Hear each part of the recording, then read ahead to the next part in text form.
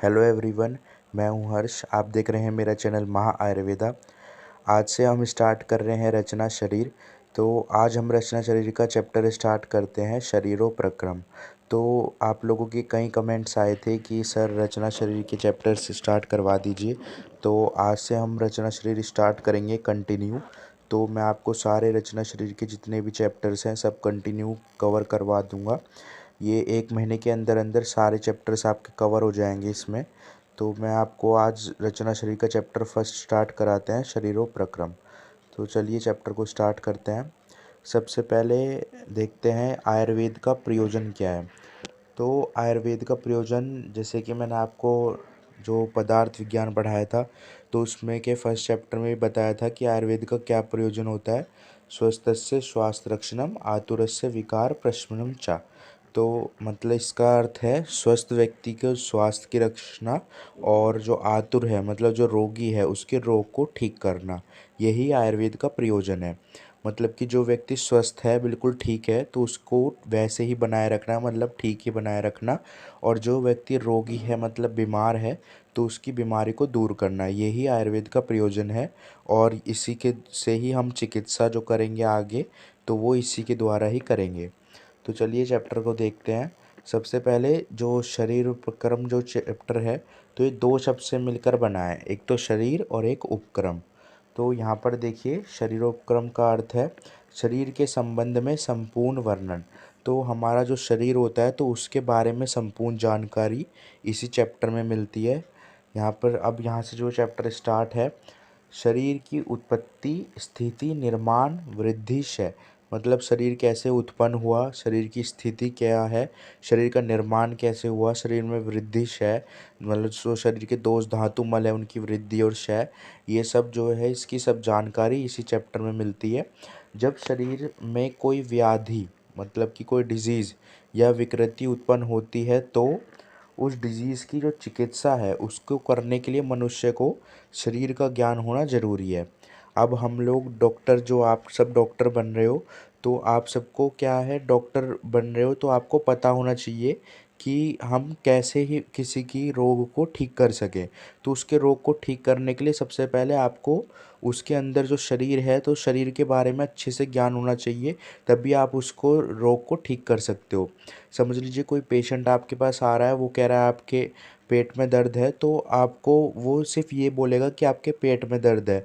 तो आप उसको देखोगे कि उस जिस स्थान पे मतलब जिस जगह उसके दर्द है तो उस जगह कौन से ऑर्गन प्रेजेंट हैं और किस ऑर्गन में कौन सी डिजीज़ हो सकती है और किस तरह इसका चेकअप करें।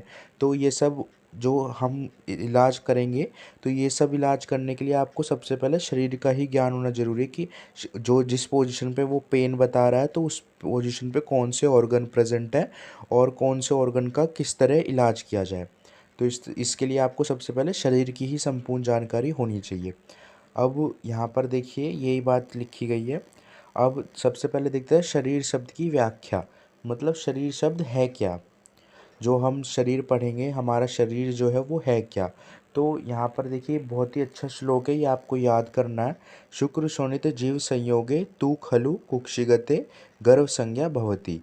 इसका अर्थ ये है कि जो शुक्र है मतलब स्पर्मेटोजोआ और स्त्री का जो शोणित है मतलब ओवम, इन दोनों के संयोग होने पर मतलब स्त्री के गर्भाशय या फिर कुक्षि जिसे बोलते हैं यूट्रस, तो उसके संयोग होने पर, इन सब के संयोग होने पर क्या उसमें जब जीवात्मा मतलब आत्मा का प्रवेश हो जाता है तो उसे ही मनुष्य शरीर की उत्पत्ति होती है। तब उसे ही हम गर्भ या एम्ब्रियो बोलते हैं। मतलब जब जो पुरुष है उसका स्पर्मेटोजोआ और स्त्री का ओवम जब आपस में संयोग होता है तो उससे क्या बनता है, एम्ब्रियो बनता है। ये हमने मॉडर्न में पढ़ा। तो यहाँ पर भी यही बात लिखी गई है, जब शुक्र पुरुष का और स्त्री का शोणित आपस में मिलता है गर्भाशय में, तो उसमें गर्भाशय में क्या है, जब उसके साथ जीवात्मा मतलब आत्मा का संयोग होता है तो उसे मनुष्य कहा जा सकता है। ठीक है। और वो जब वो बड़ा होने लगता है तो उसे ही गर्भ बोलते हैं हम, उसे ही एम्ब्रियो बोलते हैं। अब इसके बाद एक और ये वाला श्लोक है, ये भी बहुत अच्छा श्लोक है, ये भी आपको याद करना है। शुक्र शोणित गर्भाशयस्त आत्म प्रकृति विकार समुचितम गर्भ इति उच्यते। ये श्लोक भी अच्छा है। अब ये वाला श्लोक क्या है, आपको पूरा याद कर लेना तो आपके लिए बहुत ही अच्छा होगा। ये पूरा श्लोक ये आपको हर जगह मिलता रहेगा आगे भी, और आप पीजी लेवल करोगे तो उसमें भी श्लोक मोस्ट इम्पोर्टेंट है। आपको हर जगह इसकी आगे नॉलेज होती रहेगी। तो ये आगे क्या है, आप चैप्टर पढ़ते रहोगे तो टुकड़ों टुकड़ों में मिलेगा। जैसे यहाँ पर आपने अगर इतना याद कर लिया तो आगे फिर आपको ये इतना आ जाएगा। तो इससे अच्छा होगा आप ये पूरा याद कर लेना, बहुत ही ईजी श्लोक है। मैं एक बार आपको पढ़ के सुना देता हूँ ताकि आप आसानी से इसमें देख सकें। शुक्र शोणितम गर्भाशय आत्म प्रकृति विकार समुचित गर इति उच्यते तम चेतना अवस्थितम वायु विभजति तेज एनम पचति आपा क्लेदन्ति पृथ्वी सैनन्ति आकाश विवर्धति एवं विवर्धित स यदा हस्तपाद जीवा घ्राण कर्ण नितम आदि भिरंगे रूपेत तदा शरीर इति संज्ञा लभते। अब ये जो मैंने तोड़ तोड़ के आपको वर्ड बताए हैं इसी के अनुसार आप याद करना। और क्योंकि अभी देखो मैं आपको इसका हिंदी मतलब बताऊंगा तो आपको आसानी से आ जाएगा समझ में। फिर उसके आगे एक लाइन और है, तम तच षडांग शाखा चतुर्थ्यो मध्यम पंचम षष्ठील इति। अभी तो आपको ये श्लोक ऐसे लग रहा होगा कि हार्ड है, बाद में जब एक बार याद कर लोगे ना आपको ये सबसे ईजी श्लोक लगेगा। ये आप आसानी से पूरा पूरा पैराग्राफ जितने 2 पेज है ना वो पूरे आप इसी एक एक श्लोक में 4 लाइन के श्लोक में आप आसानी से कवर कर दोगे। क्योंकि कई बार यूनिवर्सिटी में क्या है, एग्ज़ाम में आ जाता है कि शरीर शब्द की व्याख्या करें, तो आपको यही लिखना होगा उसमें। अब देखो इसका मतलब बताता हूँ मैं, यहाँ पर देखो श्लोक से बता देता हूँ फिर बाद में बताऊँगा अच्छे जो बुक में है। तो देखो सबसे पहले शुक्र शोणित का गर्भाशय में क्या हुआ, संयोग हुआ। शुक्र शोणित गर्भाशय, फिर उसमें क्या हुआ, आत्मा आई, प्रकृति आई, अष्ट प्रकृति जो मैंने क्रियाशरीर का चैप्टर बताया था आपको, प्रकृति आई और विकार आया। षोडश विकार होते हैं, 16 विकार। ठीक है, यहाँ पर देखो लिखा है आत्मा अष्ट प्रकृति। अष्ट प्रकृति क्या होता है, अव्यक्त मान अहंकार और 5 तन्मात्राएं, ये होती हैं अष्ट प्रकृति। अष्ट प्रकृति आई और फिर आया षोडश विकार। तो षोडश विकार में क्या होगा, एकादश इंद्रिया। अब एकादश इंद्रिया तो मैंने बता ही रखा है आपको पदार्थ विज्ञान में कि कौन कौन सी होती है, 5 ज्ञान इंद्रिया, 5 कर्म इंद्रिया और एक मन। मन को हम क्या बोलते हैं, उभयेंद्रिय भी बोलते हैं, और पंच महाभूत। ये क्या हो गए, हमारे षोडश विकार हो गए। और अष्ट प्रकृति क्या हो गई, अव्यक्त मान अहंकार, पंच तन्मात्राएं, ये हो गई अष्ट प्रकृति। तो जब शुक्र शोणित का संयोग होता है गर्भाशय में, फिर उसमें आत्मा, ये वाली अष्ट प्रकृतियाँ और ये षोडश विकार, ठीक है, ये हो जाता है तो उसे हम गर्भ कहते हैं। अभी तो हमने सिर्फ ये देखा कि उसे गर्भ कहेंगे, मतलब एम्ब्रियो जो होता है उसे गर्भ कहेंगे। फिर उससे शरीर बनता कैसे है, एम्ब्रियो से शरीर कैसे बनता है, वो आगे की इन 4 लाइनों में बताया गया है। फिर जब वो चेतना मतलब आत्मा युक्त जो शरीर हमने ऊपर देखा, आत्मा आ जाती है, फिर उसमें जो तेज है, मतलब यहाँ पर मैं एक सेकंड बताता हूँ। फिर उसमें देखो जो ये चेतना युक्त शरीर था ना, तो उसमें जो अग्नि है, अग्नि क्या कार्य करती है। अब जो हमने पंचमहाभूत देखे थे, आकाश वायु अग्नि जल पृथ्वी, तो उसी से शरीर बनता है। तो वो उनके कार्य बताए गए हैं कि वो क्या क्या कार्य करते हैं। तो यहाँ पर देखिए जो अग्नि थी, अग्नि क्या कार्य करती है, पचाने का, मतलब जो शरीर में पाचन क्रिया होती हैं, भोजन पचाना, कुछ भी पाचन क्रिया, वो अग्नि का कार्य होता है। आप मतलब जल क्या कार्य करता है, क्लेदन तक, गीलापन उत्पन्न करने का। जैसे हमारा वो है रक्त है, ये सब जो गीले हैं, गीलापन उत्पन्न करता है शरीर को, तो ये सब क्या कार्य करता है, जल। और पृथ्वी क्या, पृथ्वी सहनता, मतलब कि जो दृढ़ता, ठोस पदार्थ है हमारी बॉडी में, जैसे हड्डियाँ हो गई, जो हमारे ढांचा प्रोवाइड करती है शरीर को, वो क्या कौन कार्य करता है, पृथ्वी। और आकाश विवर्धति एवं विवर्धित, आकाश विवर्धति एवं विवर्धित का अर्थ होता है, आकाश जो है वो हमारी बॉडी का आकार बड़ा करने का कार्य करता है। जितनी भी हमारी बॉडी का साइज़ जो बड़ा होता है ना, वो आकाश महाभूत की वजह से ही होता है। तो आकाश महाभूत हमारी बॉडी का साइज़ जो है उसको बड़ा करने का कार्य करता है। स यदा हस्तपाद जीवा ग्रहण कर नितम आदि बहिरंग रूप है, जब इन पांचों महाभूत का कार्य हो जाता है ना, तो उसके बाद जो हाथ है, पैर है, जीवा घ्राण मतलब नासिका, और कान, ठीक है, इन सब नितम आदि जो अलग अलग अंग प्रत्यंग है, हाथ पैर, इन सब की उत्पत्ति होने लगती है, तभी हम इसे शरीर कहते हैं। ठीक है, अब देखो आपको 4 लाइन का श्लोक याद कर लोगे तो पूरा जितना मैंने बताया है 10 नंबर का क्वेश्चन आता है यूनिवर्सिटी में। शरीर शब्द की व्याख्या करें तो ये पूरा आप आसानी से लिख दोगे। क्या बताया था मैंने सबसे पहले, एक बार फिर से सुन लीजिए शॉर्ट में, कि सबसे पहले क्या होता है, शुक्र शोणित का संयोग होता है गर्भाशय में, फिर उसमें क्या होता है, आत्मा प्रकृति विकार, या आत्म प्रकृति विकार आ जाते हैं, और उसमें आत्म प्रकृति आने के विकार आने के बाद उसे हम गर्भ कहते हैं। तो प्रकृति ये सब बता देना कि प्रकृति कौन सी, 8 प्रकृति ये वाली, और विकार कौन से, ये वाले षोडश विकार 16, एकादश इंद्रिय पंचमहाभूत, ठीक है। फिर उसे क्या कहते हैं, हम गर्भ कहते हैं। और फिर उस गर्भ में क्या होता है, जब वो चेतना युक्त गर्भ होता है, मतलब आत्मा युक्त, तो उसमें 5 महाभूत के कार्य होते हैं। अग्नि पाचन का कार्य करती है, जल क्लेदनता उत्पन्न करता है, पृथ्वी सहननता मतलब कि पृथ्वी ठोसपन प्रदान प्रदान करता है, और जो यहाँ पर देखिए फिर आकाश क्या है, आकार बड़ा करने का कार्य करता है, और फिर उसमें हाथ पैर कान नाक आँख ये सब उत्पन्न हो जाते हैं, फिर उसे ही हम शरीर कहते हैं। अब ये जो शरीर होता है ना, ये षडांग होता है, मतलब कि 6 भागों में से बांट दिया है। मॉडर्न भी इसे 6 भागों में बांटता है, पर आयुर्वेद ने भी इसे 6 भागों में बांट रखा। कैसे, 4 तो हो गई शाखाएं, देखो शाखा चतुर्थीयो, तो मतलब 4 हो गई शाखा, मध्यम पंचम मतलब जो मध्य शरीर है वो 5वां, और छठा जो है हमारा सिर। इसको 6 भागों में बांट दिया गया है, ठीक है।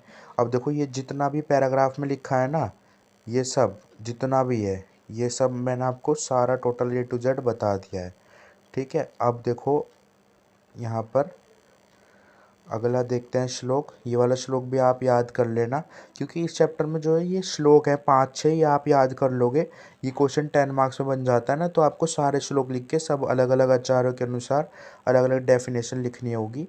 तो ये बहुत इंपॉर्टेंट क्वेश्चन है। ये देखो, तत्र शरीर नाम चेतना अधिष्ठानम भूतनम पंच महाभूति विकार समुदायत्वकम संयोग वाही, ठीक है। ये वाला एक श्लोक है, इसे भी याद कर लेना। शरीर किसे कहेंगे, अब देखो तत्त शरीर नाम, तो शरीर उसे कहेंगे जिसमें चेतना मतलब आत्मा का अधिष्ठान हो, आत्मा मतलब आत्मा रुकी हुई हो, आत्मा हो जिसके शरीर में, और पंच महाभूति रूपी विकार का समुदाय हो। पंच महाभूत रूपी मतलब विकार जो हमने देखे, षोडश विकार, एकादश इंद्रिय, 5 ज्ञान इंद्रिय, 5 कर्म इंद्रिय और 1 उभयेंद्रिय और पंच महाभूत, तो ये विकार का समुदाय हो, उसे ही शरीर कहलाता है। अब ये शरीर संयोगवाही होता है, देखो यहाँ पर लिखा ना संयोगवाही। संयोगवाही का क्या अर्थ है, इसमें जो सातों धातु, जो धातु अम्मी मैंने क्रिया शरीर में आपको धातु चैप्टर बताए थे सारे, रस रक्त मांस में अस्थि मज्जा शुक्र, ये सातों धातु, तीनों दोष जो वात पित्त का दोष बताए थे मैंने, इनके पूरे पूरे चैप्टर मैंने बता रखे हैं आपको क्रिया शरीर में। तो उस शरीर में सातों धातु, तीनों दोष और तीनों मल मूत्र पुरी श्वेद, ये साम्य अवस्था में रहकर शरीर को स्वस्थ रखते हैं, ठीक है। अभी ये तो आपको पता ही होगा अब तक कि ये साम्य अवस्था में रहेंगे तो शरीर स्वस्थ रहेगा। और दोष धातु मल जो बॉडी को इक्विलिब्रियम मतलब बैलेंस प्रोवाइड करते हैं, ये वही बात लिखी हुई है। अब एक ही वाला श्लोक है, ये भी याद कर लेना, दोष धातु मल मूलम ही शरीरम, मतलब दोष धातु मल ही शरीर का मूल है। ये मैंने आपको पहले कई बार बता रखा है कि हमारा पूरा शरीर क्या है, 5 महाभूतों से मिलकर बना है, और जो दोष धातु मल है ये शरीर इसी से मिलकर, जैसे 5 महाभूत है ना, आकाश वायु अग्नि जल पृथ्वी, इनसे शरीर बना है। और शरीर के अंदर क्या क्या स्थित है, ये दोष धातु मल अगर साम्य अवस्था में रहेंगे, दोष कौन कौन से, वात पित्त कफ दोष, और धातु सप्त धातु रस रक्त मांस में अस्थि मज्जा शुक्र, सातों धातु और तीनों मल अगर ये साम्य अवस्था में मतलब नॉर्मल क्वांटिटी में रहेंगे तो शरीर स्वस्थ है। और अगर या तो इनकी अगर ये अपनी क्वांटिटी से ज़्यादा हो जाएंगे या कम हो जाएंगे तो शरीर में रोगों की उत्पत्ति हो जाएगी, यही बात बताई गई है। अब देखो एक ये वाला श्लोक भी है, इसको भी आपको याद करना है। देखो, शीर्यते अनेनिति शरीरम, जिसका निरंतर नाश होता रहता है उसे शरीर कहते हैं। तो जैसे कि आपको पता ही है, तो शरीर का निरंतर नाश कैसे होगा। अब सबसे पहले जो बच्चा होता है तो कहते हैं ना इसकी आयु ज़्यादा होती है बच्चों की, तो फिर बच्चों के बाद आता है युवावस्था, जैसे अब हम लोगों की जो अवस्था है वो युवा अवस्था हो गई, और इसके बाद आती है वृद्धावस्था मतलब बुढ़ापा। तो निरंतर आयु जो है उसका निरंतर नाश होता रहता है, हर एक एक दिन हमारी ज़िंदगी से कम होता रहता है, तो आयु का निरंतर नाश होता रहता है, यहाँ पर यही बात लिखी गई है। ये देखो, आयु निरंतर नाश होता रहता है, इसलिए शरीर का जैसे शरीर में टूट फूट जो है मतलब शरीर की जो क्रिया है एनाबॉलिज्म कैटाबॉलिज्म वो चलता ही रहता है निरंतर। ये देखो, यहाँ पर ये है, इस प्रकार शक्ति मतलब एनर्जी की उत्पन्न होती है तो धातु का क्षय कैटाबोलिज्म होता रहता है, और जब हम भोजन करते हैं तो धातु की क्षय की पूर्ति होती है, एनाबोलिज्म होता है। अब देखो काय, काय का अर्थ क्या होता है। अब देखो ये जो हम पढ़ रहे हैं ना, शरीर, देह, काय, ये सब क्या है, पर्याय हैं। जो अभी हमने देखे थे ना, ये इन सब के पर्याय थे। जो शरीर के पर्याय बताए थे मैंने आपको संस्कृत चैप्टर में, कि देह, काय, ये सब शरीर के पर्याय हैं। तो काय का अर्थ होता है, काय भी शरीर को ही बोलता है ना, तो काय का अर्थ है, देखो सिनोनियम लिखा ना, शरीर का पर्याय, तो ये काय शरीर का पर्याय, जिसका पोषण होता रहे उसे काय कहते हैं। तो जिसका मतलब अन्न के द्वारा जिसका पोषण होए, हम खाना खाते हैं ना तो शरीर का पोषण होता है, तो उसे ही काय बोलते हैं। अब देखो देह, देह क्या है, जिससे धारण हो उसे देह कहते हैं। धारण क्या है, वृद्धि, विकास जिसे कहते हैं। जैसे हम खाना खाते हैं तो शरीर का धारण होता है, वो शरीर में लगता है ना। कहते हैं ज़्यादा खाना खाएगा तो इसके शरीर में लग रहा है, या फिर इसके शरीर में खाना नहीं लग रहा है, ऐसे बोलते हैं ना, खाना लग रहा है। तो जिसका धारण हो तो उसे देह कहते हैं। यहाँ पे देखो लिखा है ग्रो, ठीक है। एनाबोलिज्म कैटाबोलिज्म शरीर में निरंतर चलती रहती है, वृद्धि या विकास, ठीक है। अब ये देखो गर्भोपनिषद के अनुसार शरीर की परिभाषा है। अब तक जितने हमने पढ़ी थी ये सब शरीर की परिभाषा ही थी, तो अब ये गर्भोपनिषद के अनुसार इन्होंने भी बहुत अच्छी परिभाषा बताई है। ये देखो इनके अनुसार है, मानव शरीर को चेतनावस्था में शरीर इसलिए कहा जाता है क्योंकि इसमें ज्ञान अग्नि, दर्शन अग्नि, कोष्ठ अग्नि, तीनों अग्नियां निरंतर गतिशील रहती हैं। क्योंकि देखो जो मानव शरीर है ना, मनुष्य का शरीर, उसको चेतनावस्था, चेतनावस्था मतलब जो चेतन आत्मा युक्त शरीर है ना, तो उसको चेतनावस्था में शरीर क्यों कहा जाता है, इसलिए कहा जाता है क्योंकि उसके अंदर ज्ञान अग्नि, दर्शन अग्नि मतलब ज्ञान करने की शक्ति, दर्शन मतलब देखने की शक्ति, देखने वाली अग्नि, और कोष्ठ अग्नि मतलब भोजन को पचाने की अग्नि जो होती है, वो तीनों प्रकार की अग्नियां निरंतर गतिशील रहती हैं, मतलब तीनों निरंतर गतिशील रहती हैं, तो उसे ही हम शरीर बोलते हैं। अब देखो ज्ञान अग्नि क्या है, शरीर का हम शुभ अशुभ जो कार्य है उनका ज्ञान कर सकते हैं ना आसानी से, कि ये कार्य शुभ है, ये अशुभ है, इसको करना चाहिए, इसको नहीं करना चाहिए, तो ये हो गया ज्ञान अग्नि। दर्शन अग्नि को देखते हैं, तो दर्शन अग्नि का कार्य क्या है, देखने का, देखो विजन लिखा है। तो आलोचक पित्त, पित्त चैप्टर मैंने बताया था 5 तरह के पित्त होते हैं, पाचक, आलोचक, भ्राजक, रंजक। तो ये जो आलोचक पित्त था तो देखने का कार्य करता था, तो यहाँ पर इसमें दर्शन अग्नि भी होती है। अब इसके बाद देखते हैं कोष्ठ अग्नि, तो कोष्ठ अग्नि क्या करती है, देखो भोजन को जब हम खाना खाते हैं तो अन्न को पाचन करने का कार्य किसका है, कोष्ठ अग्नि का कार्य है। अब एक और है यहाँ पर देखो, वही बात है, शुक्र शोणित का संयोग होकर फिर गर्भ का जो अंग प्रत्यंग है उनके निर्माण होता है, ये सब वही बात लिखी गई है। जब शुक्र शोणित का गर्भाशय में संयोग होता है तो उसमें षोडश विकार अष्ट प्रकृति का संयोग होता है, तो उसे हम गर्भ कहते हैं। फिर उस गर्भ में जब अंग प्रत्यंग आने लगता है तो उसे ही मुनिलोक शरीर कहते हैं। कई बार पूछ लेते हैं मुनिलोक शरीर किसे कहते हैं, तो वही बात है, शुक्र शोणित जीवात्मा, अष्ट प्रकृति और षोडश विकार, इन सब का जब संयोग होता है तो गर्भ में जब अंग प्रत्यंग आने लगते हैं तो उसे फिर मुनिलोक शरीर कहा जाता है। आधुनिक के अनुसार देख लो एक बार, आधुनिक के अनुसार क्या है, body is a organisation of trunk with various organ and system assemble in it which work cooperation and coordination with each other. मतलब हम शरीर किसे कहेंगे, और जो हमारी बॉडी है वो ऑर्गेनाइजेशन ऑफ ट्रंक है, मतलब एक मिडल जो पार्ट है बॉडी का, मिडल शरीर, मिडल जो होता है उसमें वेरियस ऑर्गन, जो अलग अलग ऑर्गन है वो असेंबल होते हैं, मतलब प्रेजेंट होते हैं, और जो वर्क करते हैं cooperation coordination with each other, मतलब एक दूसरे से जुड़े रहते हैं। सभी ऑर्गन्स जो होते हैं हमारी बॉडी के, वो सब एक दूसरे से जुड़े रहते हैं और कार्य करते हैं अपने बॉडी का, ठीक है। इसके बाद देखो, देखो यहाँ पर कन्फ्यूज मत होना, ये शारीर है और वो शरीर था, ये शारीर है, ठीक है। ये शारीर शब्द की व्याख्या पेपर में जो बच्चे होते हैं वो बहुत कन्फ्यूज़न हो जाता है, कई बार एग्जाम में पूछ लेते हैं शरीर शब्द की व्याख्या, तो शरीर शारीर लिख देते हैं, और कई बार पूछ लेते हैं शारीर शब्द की व्याख्या बताओ, तो वो शरीर लिख देता है। देखो अभी मैं एक बार आपको करके बता देता हूँ, क्योंकि ये क्वेश्चन बहुत ही ज़्यादा बच्चे जो होते हैं ज़्यादातर मोस्टली इसी में कन्फ्यूज़न हो जाता है। देखो ये था शरीर, शरीर शब्द मतलब जो हमारा शरीर होता है उसकी व्याख्या बताई थी यहाँ पर। और अब देखो जो मैं दिखाता हूँ आपको, ये देखो यहाँ पर क्या है, शारीर। तो ये शारीर और शरीर दोनों अलग अलग हैं, अभी मैं बताता हूँ। अब देखो शारीर किसे कहेंगे, शरीर कहेंगे हम शरीरम चिंतयते सर्वदेव मानुष संप्रदा सर्वभावे यत तस्माद शरीरम स्थान उच्यते। श्लोक याद करना है आपको, इम्पोर्टेंट श्लोक है। मतलब शरीर उसे कहेंगे जो शरीर मतलब शारीर, शारीर है यहाँ पर, शारीर उसे कहेंगे जो शरीर के सभी भावों को व्यक्त जिस स्थान पर किया जाता है उसे शारीर कहेंगे।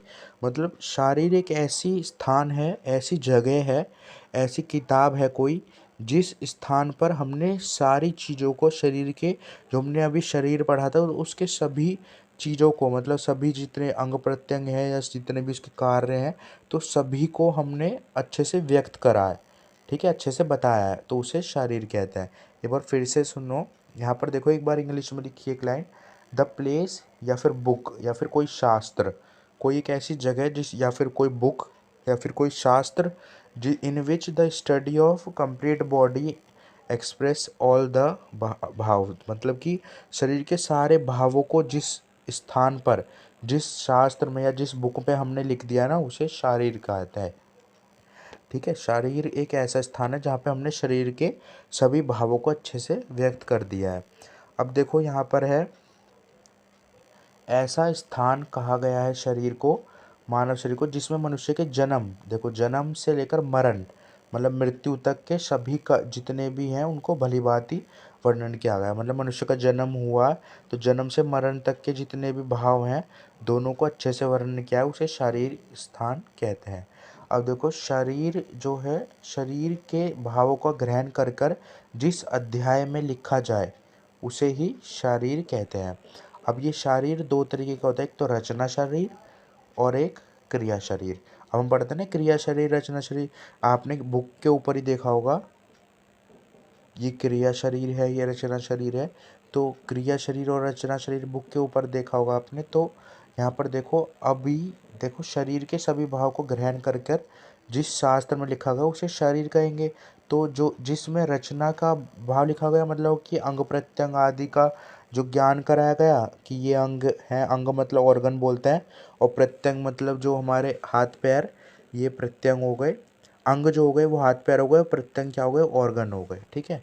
ये मैंने उल्टा बोल दिया था, अंग क्या हो गए, हमारे हाथ पैर जो होते हैं ये अंग हो गए, 6 अंग जो षडांग होता है शरीर, अभी मैंने पीछे बताया था 6 अंग, 2 हाथ 2 पैर, एक मिडल बॉडी और एक सिर, ये अंग हो गए 6। और प्रत्यंग क्या हो गए, बहुत सारे प्रत्यंग होते हैं, अनेक प्रत्यंग, मतलब कि जो बॉडी के अंदर होते हैं जैसे हार्ट लिवर किडनी, ये प्रत्यंग हो गए, ठीक है। तो जो रचना शरीर है वो अंग प्रत्यंग का कार्य करता है, अंग प्रत्यंग के बारे में बताता है। और जो क्रिया शरीर है हमारी बॉडी, हमारे मतलब, तो वो दोष धातु मल जो होते हैं उन दोष धातु मलों का ज्ञान कराता है क्रिया शरीर। अभी हम बीएमएस जो आप कर रहे हो, तो उस बीएमएस में आपने देखा होगा, तो बीएमएस में आप यही पढ़ रहे हो रचना शरीर और क्रिया शरीर। तो रचना शरीर में आप तो ऑर्गन के बारे में पढ़ोगे, अंग प्रत्यंग जो होते हैं, और क्रिया शरीर में क्या पढ़ रहे हो, दोष धातु मल, जितनी भी चीज़ें हैं इन सब के बारे में ही आप पढ़ रहे हो। इसके बाद देखो, शरीर का आधार मानकर जिस ग्रंथ में लिखा जाए उसे ही शारीर कहते हैं, ठीक है। मतलब शरीर को आधार मानकर जिस ग्रंथ में सारी चीज़ें लिख दी गई हैं तो उस ग्रंथ को ही हमने शारीर कहा है। अब यहाँ पर शरीर के आधार मानकर जो ज्ञान है, जो तंत्र है जिसमें हमने लिखा है उसे ही हम क्या बोलते हैं, शारीर। एक ही बात है, कई बार लिखी हुई है। देखो शरीर की रचना मतलब क्रिया शरीर, देखो यहाँ पर है शरीर क्या है, जो रचना शरीर है स्ट्रक्चर है, और क्रिया शरीर क्या है, फंक्शनल नॉलेज जो होती है। तो इन दोनों की नॉलेज जहाँ पर मिलती है उसे ही शारीर बोलते हैं, ठीक है। अब देखो शरीरी, ये तीनों चीज़ें हैं ना, ये शारीर, शरीर और शरीरी, ठीक है। इन तीनों में अच्छे से कंफ्यूज मत होना बिल्कुल भी, ये तीनों पेपर में एग्ज़ाम में जो होता है ये कन्फ्यूज़न करने के लिए क्वेश्चन आ जाते हैं इससे, तो इसमें कंफ्यूज मत होना आप। तो यहाँ पर देखो शरीर, अब देखो शरीर में क्या है, शरीर शब्द की व्याख्या, तो यहाँ पर देखो शरीरी की व्याख्या क्या है, तो पंच महाभूत शरीरी समवाय पुरुष इति सायव कर्म पुरुष चिकित्सा अधिकरत। ये वाला श्लोक भी आपको याद करना है, क्योंकि देखो ये श्लोक मैं इसलिए याद करने के लिए बता रहा हूँ क्योंकि ये श्लोक इम्पोर्टेंट भी है, और अगर 10 मार्क्स में आ जाता है तो आपको श्लोक भी लिखना होता है उसमें, तो उसके भी नंबर होते हैं, तो श्लोक आपको अच्छे से याद होने चाहिए। ये अब देखो यहाँ पर शरीरी किसे कहते हैं, आत्मा को, आत्मा को ही हम शरीरी कहते हैं। अब ये आत्मा पूरे पूरे चैप्टर हैं, आत्मा मैंने पदार्थ विज्ञान में आपको बताया था, पूरा टॉपिक था आत्मा। तो यहाँ पर देखो आत्मा शरीरी को कहते हैं, तो यहाँ पर क्या लिखा है, पंचमहाभूत और आत्मा के समुदाय को ही पुरुष कहला जाता है, और यही पुरुष कर्म पुरुष है, यही चिकित्सा अधिकृत है। ठीक है, जो श्लोक था ना ये वाला, ये पंचमहाभूत शरीर समवाय पुरुष इति सैव कर्म पुरुष चिकित्सा अधिकृत, तो इसका अर्थ है पंचमहाभूत और शरीरी मतलब आत्मा, पंचमहाभूत और आत्मा के संयोग को ही क्या कहा जाता है, पुरुष कहा जाता है। ठीक है, और ये पुरुष कर्म पुरुष भी होता है, और यही चिकित्सा करने योग्य होता है। अब समझ लीजिए कोई व्यक्ति है तो उसके शरीर में आत्मा है और पंचमहाभूतों से उसका शरीर बना है, तभी तो वो शरीर है, तभी तो कर्म पुरुष कहते हैं उसे, वो कार्य करने के योग्य होता है, और तभी वो चिकित्सा कर सकता है किसी की, क्योंकि उसके शरीर में आत्मा है। अब देखो जीवात्मा, जीवात्मा क्या है, यहाँ पर देखो जीवात्मा, जब तक आत्मा शरीर में रहती है तब तक प्राणी जीवित रहता है और वो चिकित्सा करने के योग्य होता है। ठीक है, और जब आत्मा शरीर से निकल जाती है तो प्राणी मर जाता है। ठीक है, वही बात बताइए, जब तक आत्मा शरीर में रहती है तो प्राणी जीवित रहता है, तो उसे जीवात्मा कहते हैं। ठीक है, चिकित्सा पुरुष जीवात्मा को जानना चाहिए यहाँ पर। अब देखो एक चीज़ और लिखी है, अव्यक्त आत्मा श्रेतक विभु, ये क्या है, ये सब पर्याय हैं किसके, आत्मा के। ठीक है, अब देखो इसके बाद एक और चीज़ है, यह जीवात्मा जो होती है ना, वो सुख दुख इच्छा चेतना धृति बुद्धि स्मृति तथा अहंकार का मूल कारण होती है।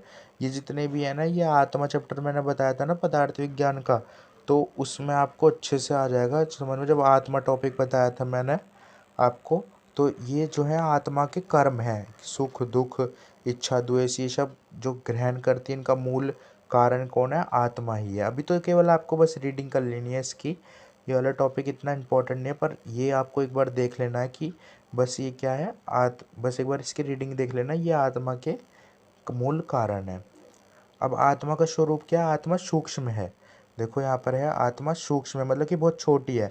अब आत्मा को कोई देख थोड़ा ना सकता है, वो सूक्ष्म है, उसका स्वरूप सूर्य के समान प्रकाशमान है, और जीवात्मा ज्ञान का अधिकरण है, मतलब जितना भी ज्ञान है वो आत्मा को ही होता है हमारे, और जीवात्मा प्रति शरीर में भिन्न है, अलग अलग शरीर में अलग अलग आत्मा होती है, यही बात यहाँ पर लिखी हुई है। देखो आगे ये आत्मा के लक्षण और गुण, ये इंपॉर्टेंट श्लोक है, ये आपको पदार्थ विज्ञान में याद करना ही होगा ये वाला, नहीं तो आप यहाँ पर याद कर लेना है, ये आपको चरक संहिता में भी है, वो नहीं तो आपको उसमें याद करना होगा। ये वाला आपको सिर्फ 3 लाइन याद करनी है पहली स्टार्टिंग की। देखो मैं एक बार रीडिंग कर देता हूँ ताकि आप आसानी से अंडरलाइन कर सको, तो आप श्लोक तोड़ तोड़ के पढ़ोगे ना तो आपको ईजिली याद हो जाता है। प्राण अपान, प्राण अपान प्राण अपानो निमेश आद जीवनम मानसो गति इंद्रियांतर संचार प्रेरण धारण च यथा देशांतर गति स्वप्न पंचतव ग्रहणम तथा दृष्टस्य दक्षिणेक्षणा सेव्य नागतम तथा इच्छा द्वेष सुख दुख प्रयत्न चेतना धृति बुद्धि स्मृति अहंकारो लिंगानि पर सत्व आत्मा। ठीक है, ये वाला श्लोक आप एक बार याद कर लेना, 3 लाइन, ये इम्पोर्टेंट श्लोक है। देखो ये जो जितने भी है ना, ये उसके लक्षण बताए गए हैं। अभी वाला श्लोक यहाँ पे याद कर लेना, ये वाला जो इसका पूरा टॉपिक है आत्मा का, ये मैंने आपको पदार्थ विज्ञान में पढ़ा रखा है, और आप चरक संहिता के अगर आपको लेक्चर्स चाहिए तो जब स्टार्ट करेंगे तो उसमें भी मैं आपको एक बार बता दूंगा ये दोबारा से। तो ये सब क्या है, प्राण अपान निमेश आद जीवनम मानसो गति, मन को गति प्रदान करना, ये सब मन जो है आत्मा के लक्षण और गुण है। तो रचना शरीर में इतना इम्पोर्टेंट नहीं है, बस आपको एक बार देख लेना है ये, वैसे उसमें आप बहुत इम्पोर्टेंट है, आगे आपको अच्छे से याद हो जाएंगी ये टॉपिक। इसके बाद देखते हैं हम शरीर ज्ञान का प्रयोजन। तो शरीर ज्ञान का प्रयोजन क्या है, यही अभी सबसे ऊपर पहली हेडिंग चैप्टर की यही थी कि शरीर ज्ञान का प्रयोजन, तो स्वस्थस्य स्वास्थ्य रक्षणम आतुरस्य विकार प्रशमनम च, मतलब कि स्वस्थ व्यक्ति जो है उसके स्वास्थ्य को बिल्कुल ठीक रखना, जैसा उसका स्वास्थ्य है उसको ठीक रखना, और जो रोगी है मतलब जो बीमार है तो उसके रोग को, बीमारी को उसके दूर करना, यही आयुर्वेद का प्रयोजन होता है। इसी पर ही हम चिकित्सा करते हैं और हम कार्य करते हैं। तो आप लोग भी जब डॉक्टर बन जाओगे तो आपको इसी पे कार्य करना होगा कि जो स्वस्थ व्यक्ति है मतलब बिल्कुल ठीक है तो उसको ठीक रखना, और जो रोगी है मतलब बीमार है तो उसकी बीमारी को दूर करना। ठीक है। अब यहाँ पर देखो, व्याधि होने पर जो शरीर के व्याधि को मुक्त करना तथा स्वास्थ्य शरीर जो स्वस्थ बनाए रखना, यही आयुर्वेद का प्रयोजन है। वही बात लिखी हुई है, जो रोगी है तो उसके रोग को ठीक करना और जो स्वस्थ है तो उसको स्वस्थ बनाए रखना। अब आयुर्वेद यह शास्त्र मनुष्य की आयु का संबंध में संपूर्ण विवरण वाला शास्त्र है।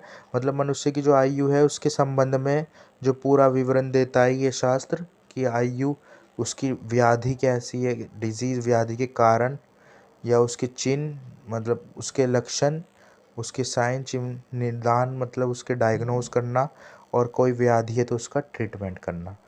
तो उस शरीर के स्वस्थ बनाए रखने का, जो स्वस्थ अवस्था में रखना, उसको कैसे रख सकते हैं हम, उसके आहार विहार से, दिनचर्या क्या फॉलो करता है वो, डेली रूटीन अपना, ऋतुचर्या मतलब ऋतुओं के अनुसार खाना खाता है नहीं खाता, और इसके नियमों का पालन करने कर वो व्यक्ति जो है अपने आप स्वस्थ बनाए रखा जा सकता है स्वास्थ्य को, और जो व्याधि ग्रसित नहीं होने देना, मतलब जो स्वस्थ व्यक्ति है उसको व्याधि ग्रसित ना होने देना। तो इस प्रकार कार्य आयुर्वेद शास्त्र करता है। जो चिकित्सा सदैव संपूर्ण रूप शरीर शास्त्र को जानता है वो चिकित्सक संसार के सुख देने वाला और आयुर्वेद को पूर्ण रूप से ज्ञान, मतलब यही बात है, जो शरीर शास्त्र को अच्छे से जानेगा ना, जो आप पढ़ रहे हो ये चैप्टर और भी जो जो शास्त्र उसमें चैप्टर्स हैं, तो उनको अच्छे से पढ़ लेगा ना जो चिकित्सक, तो वो अच्छे से जो पूरा आयुर्वेद की नॉलेज लेकर जो अपनी चिकित्सा है अच्छे से कर सकता है और सुख संसार को सुख देने वाला होता है। इसके बाद देखते हैं दर्शन। दर्शन का अध्ययन मतलब देखा हुआ और सुना हुआ शास्त्र कर्म करें, मतलब जो आप कई बार शास्त्र जो चीज़ें होती हैं उसको देखकर और फिर उसको सुनकर तब कार्य करना चाहिए आपको। और यहाँ पर देखिए अगला क्या लिखा है, आयुर्वेद में उत्तम चिकित्सक कौन है। देखो, उत्तम चिकित्सक मतलब कि डॉक्टर जो है उत्तम कौन है, जो शल्य मतलब कि सर्जरी में तथा दर्शन मतलब देखा हुआ प्रत्यक्ष ज्ञान किया हुआ जो हो उसे ही हम उत्तम चिकित्सक कहते हैं। देखो ये एग्जामिनर जो आते हैं ना वाय वाले ने, तो वो पूछ लेते हैं आयुर्वेद के अनुसार उत्तम चिकित्सक कौन है। तो आयुर्वेद के अनुसार उत्तम चिकित्सक वो है जो दर्शन हुआ मतलब देखा हुआ। आयुर्वेद के अनुसार उत्तम चिकित्सक कौन है, मतलब जो सर्जरी करा हुआ, कई बार चीज़ों को सर्जरी मतलब कि परफॉर्म करा हुआ हो, सर्जरी करा हुआ, और कई बार जो शास्त्र है उसको अच्छे से पढ़ा हुआ हो, प्रत्यक्ष ज्ञान देखा हुआ हो। ठीक है। और जो आधुनिक है मॉडर्न में उसमें केवल प्रत्यक्ष ज्ञान वाला ही उत्तम चिकित्सक बताया गया है, मतलब जो चीज़ों को बस देखा हुआ हो। उसमें जो है उसमें ये नहीं बताया कि जो शल्य शास्त्र हो मतलब सर्जन हो, जो जो चीज़ों को कई बार देखा हुआ भी हो और प्रत्यक्ष करा हुआ भी हो, तो उसमें सिर्फ बताया है कि प्रत्यक्ष करा हुआ हो। ठीक है, यही उत्तम चिकित्सक बताया। इसके बाद देखते हैं शरीर ज्ञान की उपयोगिता संबंध में। तो ये जो देखो मैंने यहाँ पे लिखा भी है, ये नॉट इम्पॉर्टेंट, ये इम्पॉर्टेंट नहीं है एनसीएसएम सिलेबस के अकॉर्डिंग। ये पेपर में 1-2% चांस भी नहीं है इसके आने के। तो बस ये वाली चीज़ें आपको एक बार रीडिंग कर लेनी है, जितना जितना मैंने इसमें यहाँ पर टिक लगाए हुए हैं, तो वो आपको बस रीडिंग कर लेनी है इसमें, और कुछ भी नहीं है, ये इम्पोर्टेंट है ही नहीं बिल्कुल। तो एक बार बस रीडिंग कर लेना ये वाले पॉइंट। इसके बाद देखो षडांग शरीर, हमारा शरीर है ना, षडांग बताया था मतलब कि 6 अंगों में शरीर को बांटा था, तो उसके बारे में ही बताया गया है। तो मानव शरीर है, मानव शरीर का अध्ययन करने के लिए उसे 6 भागों में बांटा था। अभी हमने देखा है कौन कौन से 6 भाग थे। चलिए उसको देखते। देखो ये वाला श्लोक था ना, आगे ना टुकड़ों में, देखो उसकी सबसे नीचे वाली लाइन उठा के यहाँ पे रख दिया है। तो इसलिए मैं कह रहा हूँ वो वाला श्लोक पूरा याद कर लोगे आप, तो आपको ईजिली ये वाला आगे का याद करने की ज़रूरत नहीं होगी। ये देखो आपको ईजिली फिर पूरा याद रहेगा तो आप आसानी से लिख सकते हो। अब देखो षडांग शरीर आ गया। तत् षडांग शाखा चतुर्थ्यो मध्यम पंचम षष्ठ सिर इति। ठीक है, मतलब इसका अर्थ क्या है? इसका अर्थ है शरीर को कैसे बांटा गया है? शाखा चतुर्थी, मतलब कि चार तो दो हाथ दो पैर, चार तो शाखाएं हो गई, और एक मध्य शरीर और एक सिर। अब देखो दक्षिण ऊर्ध्व शाखा मतलब राइट अपर एक्सट्रीमिटी। अब देखो ऊर्ध्व किसे कहेंगे? अपर को, और दक्षिण किसे कहेंगे? राइट को। ठीक है, दक्षिण ऊर्ध्व शाखा। वाम किसे कहेंगे? लेफ्ट को। और ऊर्ध्व ऊर्ध्व मतलब ऊपर, तो वाम ऊर्ध्व शाखा मतलब लेफ्ट अपर एक्सट्रीमिटी। ऐसी दक्षिण अध अध मतलब लोअर होता है, और ऊर्ध्व मतलब अपर होता है। ठीक है, तो दक्षिण अध शाखा, वाम अध शाखा, और लोअर एक्सट्रीमिटी जिसे बोलते हैं लेफ्ट लोअर एक्सट्रीमिटी, और जो है यहाँ पर अंतर्धि या मध्य शरीर। ठीक है, मध्य शरीर होता है ट्रंक, हमारी जो जो एब्डोमन रीजन होता है फ्रंट वाला, उसे ट्रंक बोलता है। ग्रीवा मतलब किसे कहते हैं? जो हेड और ग्रीवा, हेड और नेक होता है, तो उसे जो है छठा भाग हमने उसे माना है। अब देखो यहाँ पर एक टेबल चार्ट है, उसमें आपको अच्छे समझ में आ जाएगा। ये देखो, left upper limb, right upper limb, head neck, trunk, right lower limb, left lower limb. ऐसे ही शरीर को कितने भागों में बांट दिया है? ठीक है, 1 2 3 4 5 और 6 भागों में शरीर को बांट दिया गया है। ठीक है, अब यहाँ पर देखिए क्या लिखा हुआ है। आचार्य चरक सुश्रुत भागभट समय के अनुसार शरीर में रचना शरीर में 6 भागों में बांट दिया गया था। ये 3,500 साल पुरानी पद्धति थी, मतलब 3,500 साल पहले आचार्यों ने देखो शरीर को 6 भागों में बांट दिया गया था, और इन 6 भागों में शवछेदन मतलब डाइसेक्शन किया जाता था। और आज भी, मतलब आज के टाइम पे भी जो है यहाँ पर देखो लिखा है, आज के समय में भी शरीर को इन्हीं 6 भागों में बांटकर डाइसेक्शन होता है। अब देखो आधुनिक के अनुसार शरीर षडांग शरीर। अब आधुनिक के अनुसार 6 भागों में जो शरीर को बांटा है, ये केवल आप रीड कर लेना एक बार। तो ये अगर मैं बताने लगा तो बहुत ज़्यादा टाइम हो जाएगा, बस रीडिंग कर लेना। अपर मोस्ट हेड, ठीक है, शरीर के ऊपरी भाग को फेस होता है, पार्ट ऑफ हेड, ये हेड नेक, ये सब चीज़ें वही है रीडिंग करने वाली, तो ये सब रीडिंग कर लेना, इसमें कुछ भी नहीं है ऐसे समझाने वाला।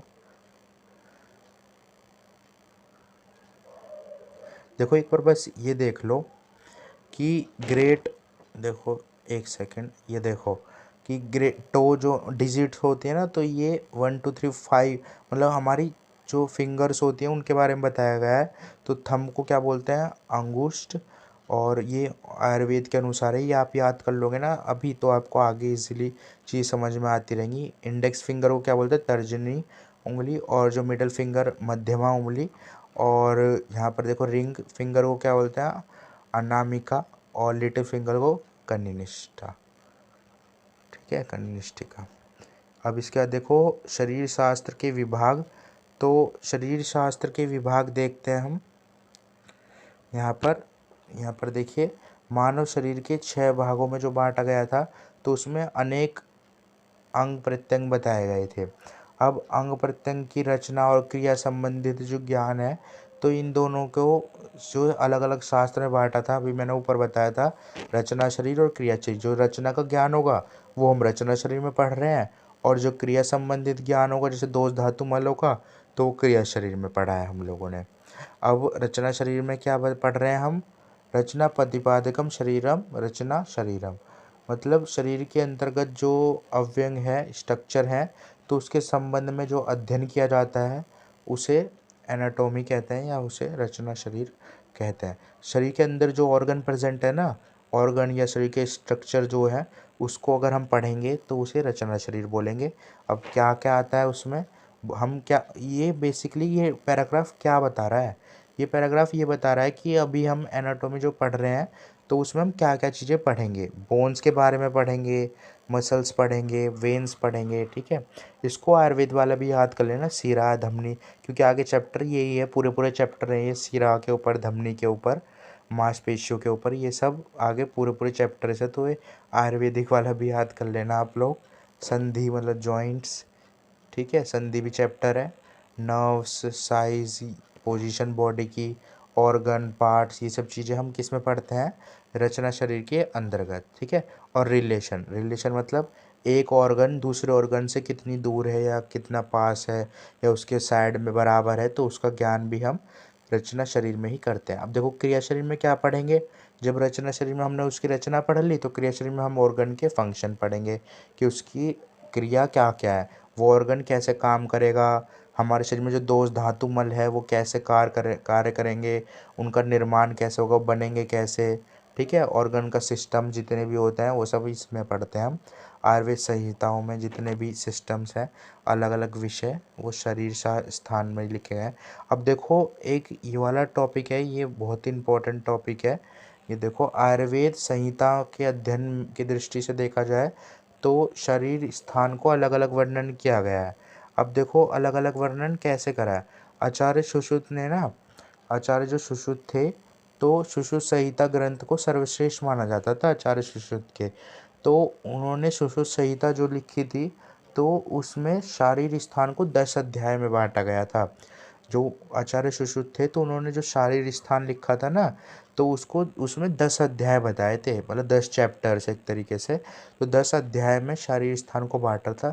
तो ये उन 10 के नाम हैं, ये आपको याद करना है। सर्वभूत चिंता शरीरम, शुक्र शोणितम शरीरम, गर्भाव शरीरम, गर्भावक्रांति, गर्भ व्याकरण शरीरम और शरीर संख्या व्याकरण, प्रत्येक मर्म स्थान निर्देश, शरीर वर्णन विभक्त शरीरम, शिरा शिरा व्यद वृद्ध विधि शरीरम, धमनी व्याकरण शरीरम और गर्भनी व्याकरण शरीरम। ये वाले आपको 10 के 10 नाम याद करने हैं। अभी देखो इनके बारे में भी पढ़ेंगे हम क्या क्या होता है। सबसे पहले देखते हैं सर्वभूत चिंता शरीरम।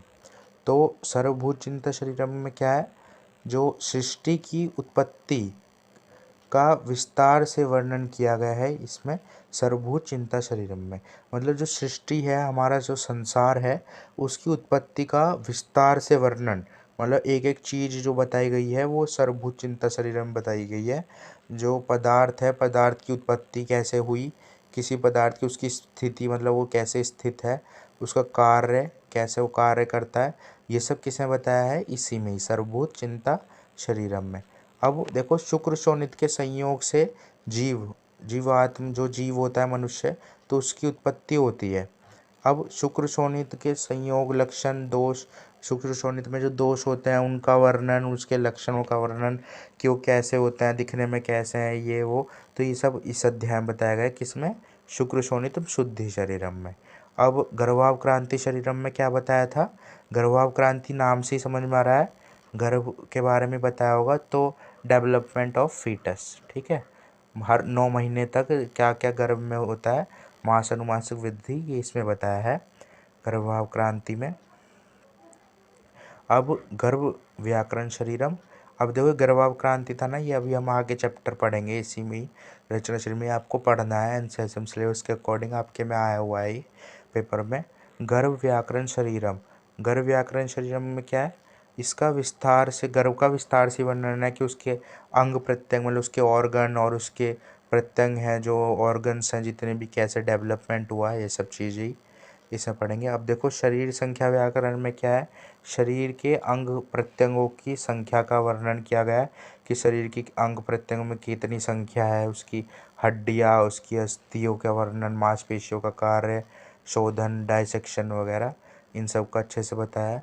वाइटल जो मर्म स्थान, मर्म क्या होता है, मर्म होता है वाइटल पार्ट, तो वाइटल ऑर्गन जो होते हैं उनका वर्णन किया है। ये मर्म चैप्टर है, आगे पूरा रचना शरीर में मोस्ट इम्पॉर्टेंट चैप्टर है इस पूरी बुक का, रचना शरीर का। पेपर में 15 मार्क्स तक के क्वेश्चन 100% आ ही जाते हैं इसमें से। आगे पूरा चैप्टर पढ़ेंगे ये मर्म वाला हम।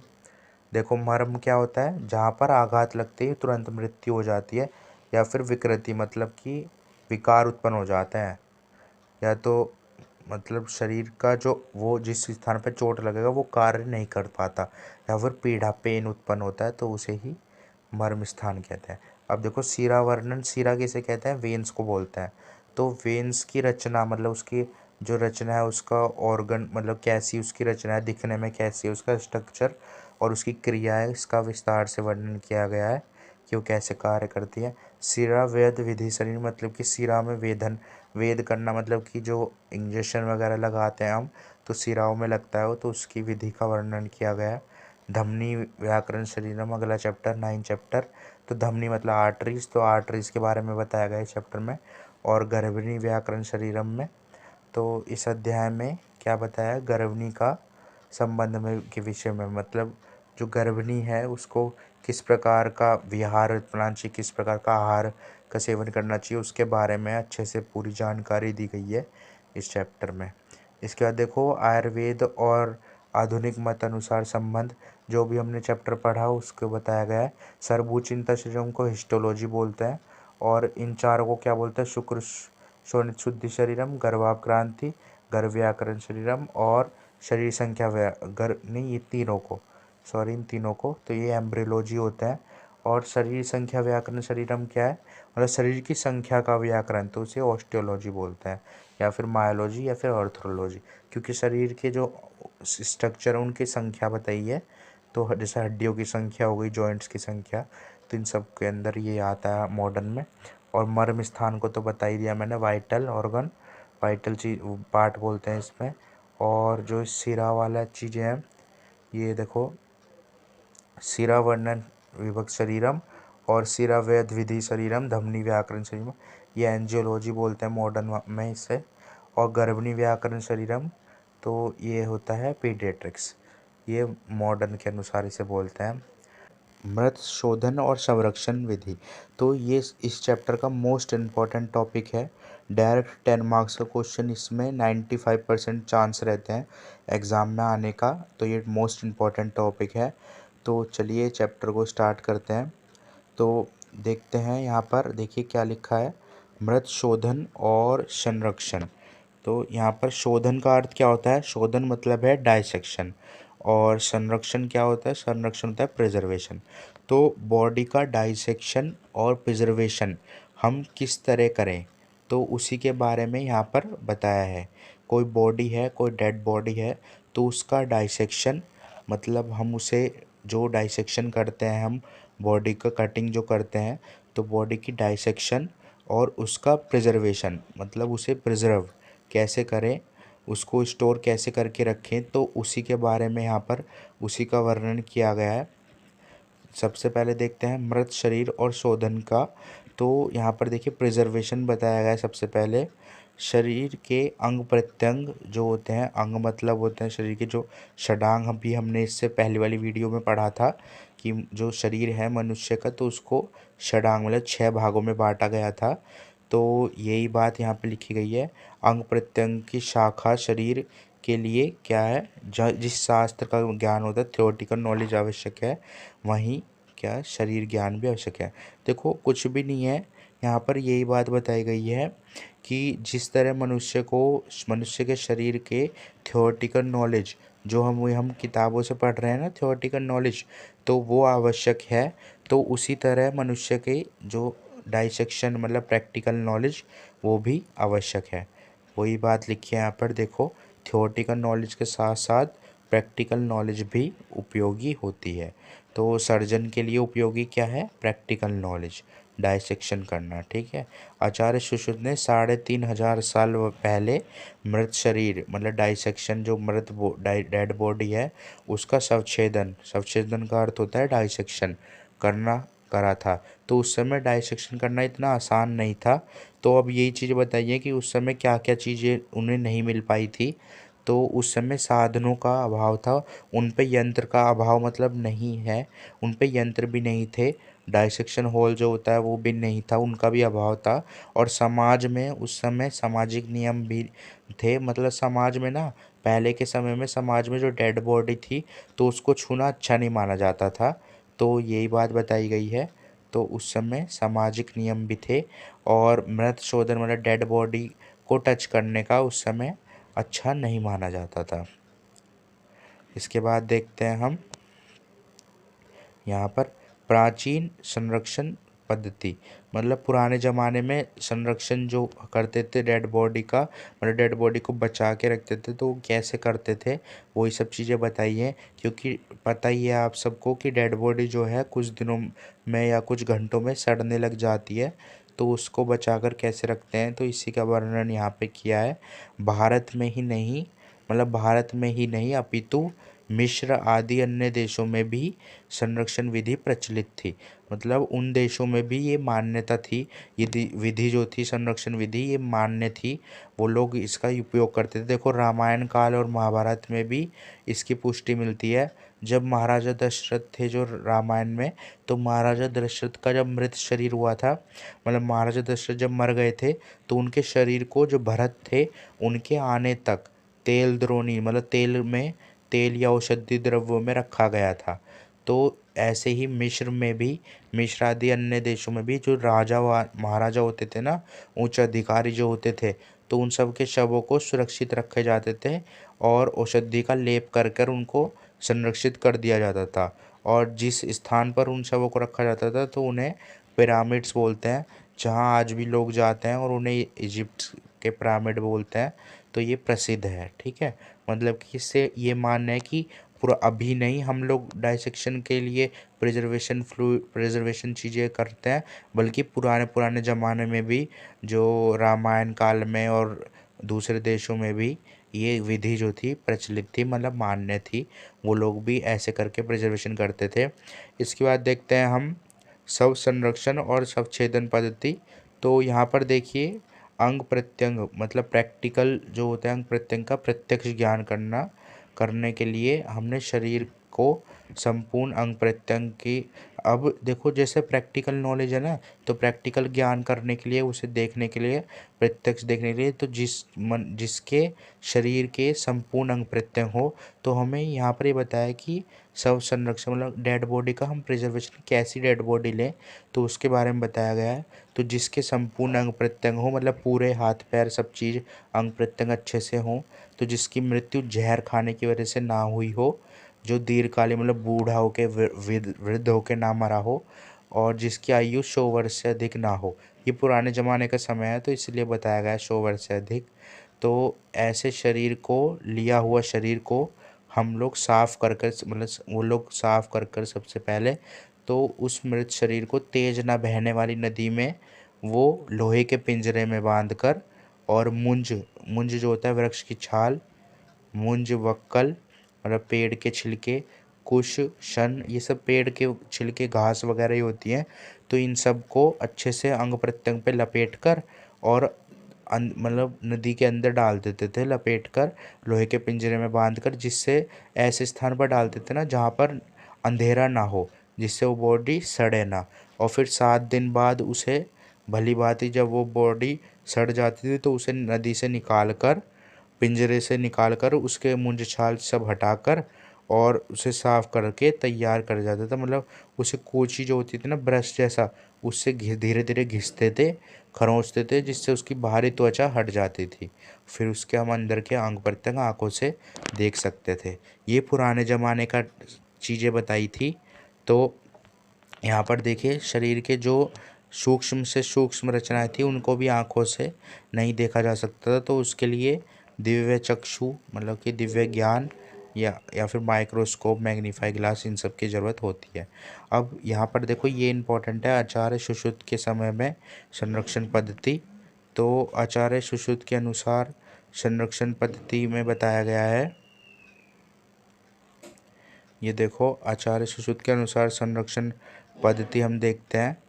यहाँ पर देखो आचार्य सुश्रुत ने क्या बताया, जिस शब्द के पूर्ण अंग प्रत्यंग हो, मतलब अभी जो चीज़ हमने ऊपर पढ़ी वही चीज़ों को इन्होंने पॉइंटों में लिख दिया है। तो जिस शब्द के पूर्ण अंग प्रत्यंग हो, मतलब पूरे हाथ पैर ऑर्गन सब चीज़ पूर्ण हो, मृत्यु किसी दीर्घकालीन व्याधि से ना हुई हो, मतलब कोई पुराने से बीमार ना हो, उससे ना मरा हो बीमारी के कारण, और मृत्यु किसी विष खाने वाले जहर की वजह से ना हुई हो और वो 100 वर्ष से अधिक ना हो और उसके आंतों में से मल को निकाल दिया गया हो। ऐसे ही हम शरीर को तो संरक्षण के लिए वो लोग रखते थे। अब देखो मृत जो है शोधन मतलब डाइसेक्शन और संरक्षण मतलब प्रिजर्वेशन, हम उसे कैसे बचाएं। ठीक है, अब ऐसे शरीर को सबसे पहले ले लिया तो अब उसका संरक्षण कैसे करा, वही बात आई है फिर से। उस मृत शरीर को लेकर उसमें छाल कुश ये सब भली बात थी, उसको लपेट कर लोहे के पिंजरे में तेज ना बहने वाली नदी में बांध कर डाल दिया। ठीक है, डालने के बाद उसको डुबो कर रखा। फिर डुबोने के बाद जब 7 दिन बाद वो भली भांति फूल जाता है तो उसे निकाल कर पिंजरे से निकाल कर उसके कुछ ये छाल जो चीज़ें बांधी थी उसको हटा लिया। फिर उसको अच्छे से घिसन कूची से अच्छे से घिसन करा मतलब घिसा। घिसने के बाद उसकी जो बाहरी त्वचा है वो हट गई तो उसके अंग प्रत्यंग प्रत्यक्ष दिखने लगते हैं। तो इसे ही हम ब्लंट डायसेक्शन कहते हैं। ठीक है, जब उसके अंग प्रत्यंग अच्छे से दिखने लगेंगे तो इसी प्रोसेस को क्या बोलते हैं मॉडर्न में, ब्लंट डायसेक्शन। अब देखो जो सूक्ष्म रचना है मतलब जो छोटी सी रचना होती है, सूक्ष्म मतलब जो हम आंखों से नहीं देख सकते, उसको यहाँ पर उन्होंने खोल मतलब वो उसको भी वो देख सकते हैं इस वाले प्रोसेस से। तो शरीर की जो स्थूल अंग प्रत्यंग हैं उनको देखा जा सकता है, लेकिन सूक्ष्म रचना है उसको लिए तब चक्षु मतलब उन्हें जो पुराने लोग थे आचार्य थे तो उन्हें दिव्य ज्ञान होता था, तो उसके लिए तप चक्षु जो होते थे तप करके वो ज्ञान हासिल करते थे तो उससे वो लोग देख सकते थे जो सूक्ष्म से सूक्ष्म रचना थी। आज के समय में क्या है, आज के समय में तो माइक्रोस्कोप से देख लेते हैं, ऐसा कुछ तप चक्षु वाला सिस्टम नहीं है। पहले के समय में वो लोग उन पे ज्ञान रहता था तो उससे देख लेते थे जो सूक्ष्म मतलब छोटी छोटी रचनाएं होती थी। अब देखो आधुनिक समय में संरक्षण पद्धति, अब ये तो हमने देखा था आचार्य सुश्रुत के अनुसार। अब हम देखते हैं आधुनिक मतलब मॉडर्न के अनुसार जो आज के समय में मान्य है। ठीक है, वो वाला तो आज के समय में मतलब मान्य तो है एक तरीके से, पर उसको यूज़ नहीं करते आज के समय में। ये मॉडर्न वाला ही आज के समय में यूज़ होता है। तो यहाँ पर देखिए रंजक मतलब स्टेनिंग फ्लूइड, और आज शव के लिए हमें किसी नदी की तलाश करने की ज़रूरत नहीं है। देखो पहले तो क्या थी, नदी की ढूंढते रहते हैं कि नदी के पास ही उसमें डुबो के रखना पड़ता था, पर आज हमें किसी भी नदी की तलाश करने की ज़रूरत नहीं है। तो आज हम कैसे कि मृत शरीर को लेकर उसे प्राप्त कर कर शवछेदन गृह में ही जो डाइसेक्शन हॉल है उसमें ही संरक्षण द्रव्य भर देता है। जो संरक्षण द्रव्य भरने के बाद तो वो बॉडी जिससे सड़ती नहीं है, देखो यहाँ पर लिखा है जिससे बॉडी सड़ती नहीं है और विभिन्न रचनाएं उसकी नष्ट नहीं होती, जो शरीर के अंदर की रचना है वो भी नष्ट नहीं होती, और स्टेनिंग द्रव्य भी भर देते हैं जिसके कारण उसकी धमनियाँ सिरिया जो होती हैं वो अच्छे से दिख सके। अभी देखो आपको समझ में नहीं आ रहा होगा ये स्टेनिंग जो फ्लूइड है ये क्या होता है और स्टेनिंग द्रव्य क्या होता है, ये सब क्या होता है, तो अभी आपको आसानी से समझ में आ जाएगा। देखो जो स्टेनिंग जो द्रव्य है, तो स्टेनिंग द्रव्य क्या है, धमनियों में हम भरते हैं ना, तो जिससे कि उसकी जो धमनियाँ है ना आर्टरीज है वो आसानी से दिख सके। ये स्टेनिंग अभी आगे अभी आप देखोगे इसके बारे में दिया हुआ है बहुत अच्छे से, ये समझ जाओगे आप। तो यहाँ पर देखिए संरक्षण से पूर्व क्या करते हैं, देखो सबसे पहले क्या करा हमने, मृत्यु होते ही शव को ग्रहण कर लेना चाहिए। शव के मतलब कोई आदमी कोई या कोई भी चीज़ मरा है कोई जिसका डाइसेक्शन करना है तो उसे सबसे पहले मृत्यु होते ही ग्रहण कर लेना चाहिए। शीतकाल मतलब सर्दियों में मृत्यु होने के लगभग 30 घंटे तक शव दूषित नहीं होता, और ग्रीष्म काल में मृत्यु होने के 12 घंटे मतलब मृत्यु होते ही बर्फ़ को लगा देते हैं, फिर उसके बाद 24 घंटे तक शव जो है वो दूषित नहीं होता। इसके बाद देखते हैं यहाँ पर फिर कैसे शव को लेना चाहिए, जिसके अंग प्रत्यंग पूर्ण हो, मतलब जिस अंग प्रत्यंग मतलब हाथ पैर जिसके सब कुछ पूर्ण हो, कटे फटे ना हो, और जिसकी मृत्यु दीर्घकालीन व्याधि से ना हुई हो, मतलब कोई लंबे समय से कोई बीमार ना हो, और जिसकी मतलब रोग से पीड़ित ना हो, जो कोई संक्रमित रोग होता है ना, जैसे अभी कुछ साल पहले कोविड वायरस चला था, तो जो ऐसे संक्रमण से पीड़ित ना हो, और जिसकी मृत्यु विष के प्रयोग से ना हुई हो, मतलब जहर खाने से जिसकी मृत्यु ना हो, जिसका पोस्टमार्टम बॉडी ना हुई हो, और जिसकी आयु लगभग 55 से 60 वर्ष की हो। ठीक है, 55 से 60। उसमें क्या बताया था आचार्य सुश्रुत के समय में, उन्होंने 100 वर्ष का बताया था, इन्होंने क्या बताया 55 से 60। ठीक है, अब मॉडर्न में इस समय की बात है, ये जो इस समय लोग करते हैं तो यही वाला पैटर्न फॉलो होता है, ये सब चीज़ें। अब देखो बात यहाँ पे आ गया ना, प्रिजर्वेशन फ्लूइड क्या होता है, स्टेनिंग फ्लूइड क्या होता है। तो प्रिजर्वेशन फ्लूइड क्या था, प्रिजर्वेशन फ्लूइड कैसे बनाते हैं हम, प्रिजर्वेशन फ्लूइड बनाते हैं कार्बोक्सिलिक फिनॉल ले लेते हैं 1 लीटर, 4 लीटर फॉर्मेलिन। ये आपको याद करना है, ये मोस्ट इम्पॉर्टेंट है, एग्जाम में आ जाता है प्रिजर्वेशन फ्लूइड और स्टेनिंग फ्लूइड, या फिर पूरा ये सब शोधन विधि आ जाता है मॉडर्न के अनुसार, शवछेदन विधि। तो आपको पूरा ही लिखना होगा इसमें ये सब चीज़ें। और ये अगर आचार्य सुश्रुत के अनुसार आ गई तो उसमें पूरी सुश्रुत वाली लिखनी होगी। और कभी कभी आ जाते शवछेदन विधि बताओ 10 मार्क्स में, तो उसमें आपको दोनों लिखनी है, शॉर्ट शॉर्ट में करके दोनों लिख लेनी है। तो ये आपको अच्छे से पता होने चाहिए कि संरक्षण द्रव्य किसे कहते हैं। तो उसमें क्या है, सबसे पहले फिनॉल ले लिया 1 लीटर, फिर फॉर्मलिन 4 लीटर, और ग्लिसरीन 2 लीटर, स्पिरिट 3 लीटर, और टेम्पटिन ऑयल 300 ml, वाटर 3 लीटर। ठीक है, इन सबको मिलाकर जो संरक्षण द्रव्य है मतलब प्रिजर्वेशन फ्लूइड बनता है। अब स्टेनिंग फ्लूइड की बात करते हैं। स्टेनिंग फ्लूइड क्या होता है, जो कलर देता है, मतलब हमने इसे आर्टरीज में डाला था ना, तो आर्टरी कलर की हो जाती है, रेड कलर की जो होती है, देखो रेड रेड है ना इसमें, तो ये कलर देता है, जिससे हमें अलग ही दिख जाती है कि ये आर्टरीज है। तो स्टेनिंग फ्लूइड में रेड लेड डाल दी 200 mg, और वाटर डाल दिया 2 लीटर। अब देखो संरक्षण विधि, अब यहाँ से विधि आ गई है कि हम प्रिजर्वेशन जो फ्लूइड हमने बनाया था ऊपर ये वाला, देखो ये वाला जो फ्लूइड बनाया था, अब इसको बॉडी में भरे कैसे। सबसे पहले तो हमने यहाँ पर बॉडी ले ली थी ऐसे वाली, इन सब चीज़ों से जो मान्य हो, ये सब चीज़ें हों जिसमें, ऐसी बॉडी लेकर फिर उसमें अब संरक्षण द्रव्य भरेंगे, वो जो ऊपर बनाया था हमने पूरा। तो वो कैसे भरेंगे, एंटीरियर सुपीरियर इलियक स्पाइन और प्यूबिक ट्यूबरकल के बीच में इंग्वाइलिन लिगामेंट होती है, तो उसके 4 सेंटीमीटर नीचे इंसिजर लगाएंगे, फिमोरल शीट आएगी। तो लेफ़्ट साइड में फिमोरल आर्टरी, तो उसमें मीडियन वेन, जो ये सब देखो थियोरेटिकल नॉलेज है, मैं आपको बताने की कोशिश करता हूँ। वैसे तो ये प्रैक्टिकल जब करोगे ना, जब भी आपको समझ में आएगा अच्छे से, पर मैं बताता हूँ आपको एक बार, अगर आ जाए तो देखना। देखो ये बॉडी होती है, एक मिनट, देखो ये जैसे बॉडी है, तो इसमें देखो यहाँ पर क्या बताई गई है, एंटीरियर सुपीरियर इलियक स्पाइन और प्यूबिक ट्यूबरकल। देखो ये कुछ पोर्शन इस साइड जो है, एक सेकंड में कलर चेंज कर लेता हूँ।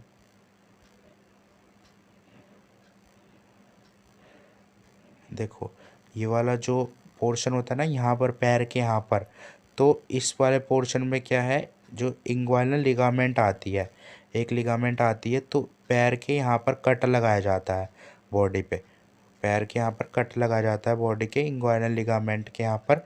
प्यूबिक ट्यूबरकल यहाँ के साइड होता है, तो प्यूबिक ट्यूबरकल और जो एंटीरियर सुपीरियर इलियक स्पाइन वही थोड़ी इस साइड होती है, तो उस दोनों के बीच में यहाँ पर कट लगाया जाता है बॉडी के। तो ये जो कट लगाया जाता है ना, तो इसके 4 सेंटीमीटर, मतलब कि इंग्वाइनल लिगामेंट के 4 सेंटीमीटर नीचे, जो पोजीशन मैंने नहीं बताई थी, यहाँ पर यहीं पर कट लगाया जाता है। तो जैसे ये वाली वो पोजीशन थी, तो इस पर फिमोरल शीट मिलती है, यहाँ पर देखो इस पर क्या है, यहाँ पर ये फिमोरल शीट मिलती है इस वाली पोजीशन पे। तो फिमोरल शीट जो होगी, मतलब एक तरीके से मांस जैसा टुकड़ा होता है, तो उसके यहाँ पर देखो, उसके फिमोरल शीट के लेटरल साइड मीडियल क्या होता है, मीडियल होता है इस साइड की तरफ मीडियल होता है, और जो मिडल बॉडी के से दूर होगा तो उसे लेटरल कहेंगे।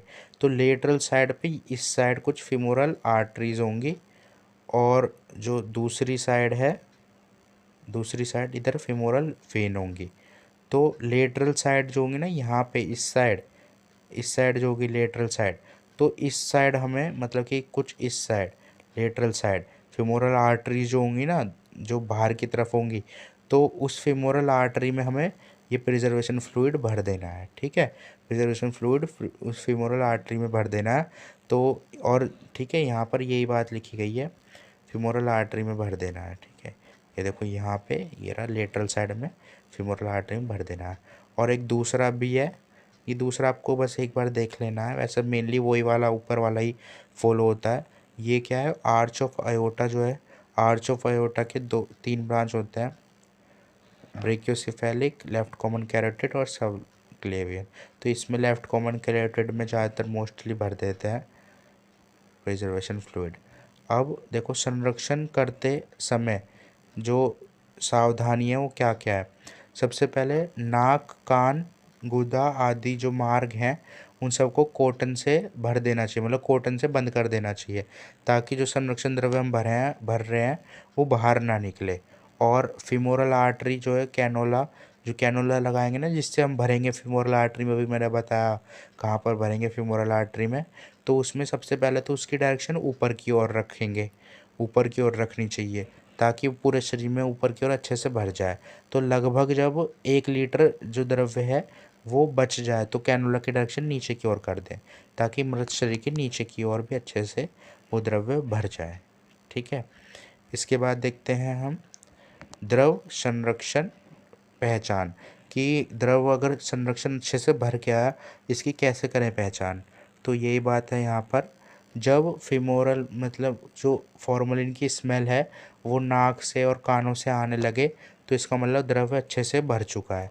और ललाट मतलब माथे पे, फोरहेड पे, उंगलियों पे, या फिर जो उंगलियां हैं उनके पर्वों मतलब उनके आगे के हिस्से पर, सबसे ऊपर वाले जो हिस्से उन पर, जो आल्पिन है ना, आल्पिन, उसके अगर भाग पर आल्पिन से भेदन करें, मतलब कि सुई चुभोएं, तो उससे देखें अगर द्रव्य उसमें से बाहर निकलने लगे ना, रिसने लगे मतलब बाहर निकलने लगे, तो एक तरीके से जो द्रव्य है संरक्षण द्रव्य वो हमने अच्छे से भर दिया है। ठीक है, अब जो रेड लेड वाला हमने द्रव्य बनाया था ना, जो रेड कलर का मैं बताया था आर्टरी अलग चमका देता है, तो उसको जिससे हमें आर्टरी अलग से दिख जाए, तो उसको कैसे भरेंगे, संरक्षण प्रक्रिया के जो संरक्षण द्रव्य हमने भरा ना, तो इसके 7 दिन बाद धमनियों में वो रंजक द्रव्य भरा जाता है।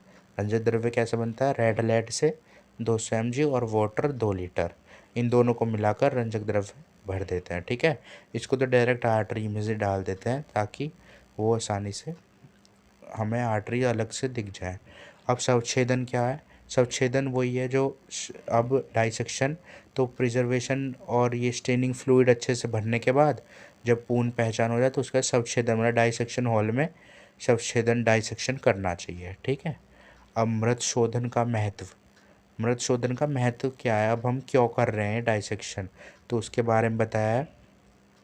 तो शरीर के अवयवों की गणना के लिए, मतलब शरीर के हाथ पैर जो अवयव हैं, मतलब अंग प्रत्यंग कितने अंग हैं, शरीर में कितने ऑर्गन हैं, इन सब की गणना करने के लिए, गिनती करने के लिए, इनकी रचना देखने के लिए, मतलब इनका रचना कैसे दिखते हैं ये, इन सब के ज्ञान के लिए, और यहाँ पर इनकी पोजीशन देखने के लिए कि शरीर में कौन सी जगह कौन सा ऑर्गन है, ताकि कोई भी व्यक्ति अगर बीमार हुआ और वो कहे आपके कि उसके पेट में जैसे दर्द है, तो आप बता सकते हैं कि किस पोजीशन पे दर्द है, तो कौन सा ऑर्गन में दिक्कत हो सकती है, तो आप आसानी से बता सकते हैं।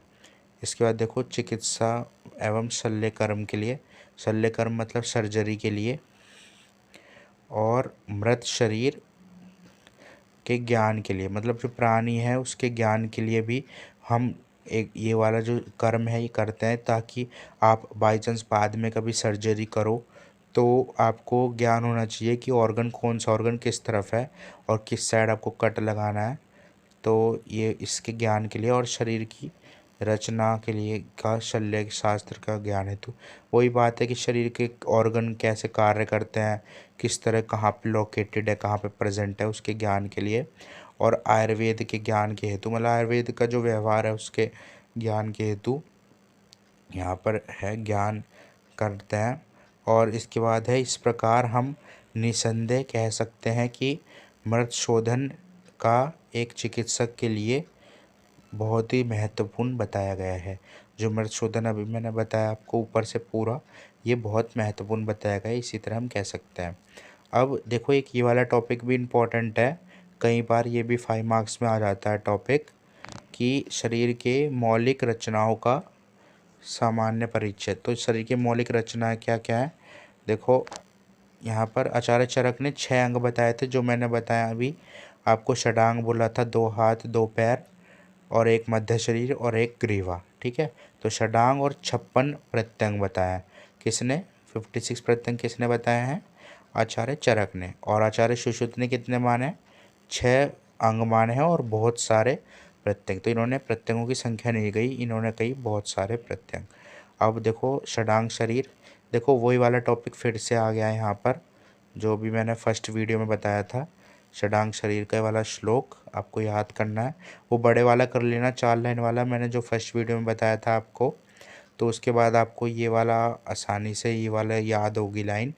उसके बाद ये देखो कौन कौन से होते हैं 6 अंग, ये हमने पढ़ लिया है।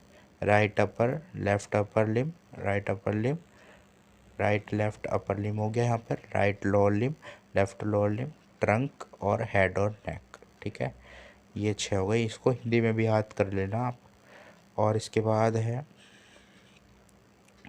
संस्थान के अनुसार। तो संस्थान मतलब एक तरीके से सिस्टम, सिस्टम के अनुसार जो शरीर को कैसे बांटा गया है। तो शरीर के अंदर जो ऑर्गन है उनके अलग अलग सिस्टम होते हैं। तो जैसे ऑस्टियोलॉजी हो गया, अस्थि को क्या बोलते हैं? ऑस्टियोलॉजी। मसल को मायोलॉजी बोलते हैं। संधि विज्ञान को आर्थरोलॉजी, जॉइंट्स को आर्थरोलॉजी बोलते हैं। सिरा को एंजियोलॉजी, वेस्कुलरलॉजी एंजियोलॉजी बोलते हैं। न्यूरोलॉजी बोलते हैं नर्व्स को। ऐसी रेस्पिरेटरी सिस्टम हो गया, डाइजेस्टिव सिस्टम हो गया, यूरिनरी सिस्टम हो गया, रिप्रोडक्टिव सिस्टम हो गया और सेंसरी ऑर्गन हो गया, ठीक है। ये सब चीज़ें जो होती हैं, ठीक है, ये सेंसरी ऑर्गन हो गए। ये सब चीज़ें क्या हैं? हम सिस्टम के अनुसार शरीर की ज्ञान करते हैं, ठीक है। स्टडी ऑफ विसरल, ये देखो स्प्लेन्थोलॉजी जो होता है वो होता है स्टडी ऑफ विसरल ऑर्गन। जो विसरल ऑर्गन मैंने बताया था ना, मर्म जो ऑर्गन होते हैं उनकी स्टडी को, ठीक है। और ज्ञान इंद्रिय क्या थी? जो सेंसरी ऑर्गन है ना, इसका पूरा चैप्टर है आपका अभी रचना शरीर में, वो भी हम पढ़ेंगे सेंसरी ऑर्गन का। तो दोस्तों इसी के साथ ये चैप्टर यहीं पर ही ख़त्म हो गया है। अगर आपको ये वीडियो अच्छी लगी तो इस वीडियो को लाइक कर देना और ऐसी और वीडियोस देखने के लिए मेरे चैनल को सब्सक्राइब कर लेना। फिर मिलते हैं नेक्स्ट वीडियो में नेक्स्ट चैप्टर के साथ। Thank you everyone.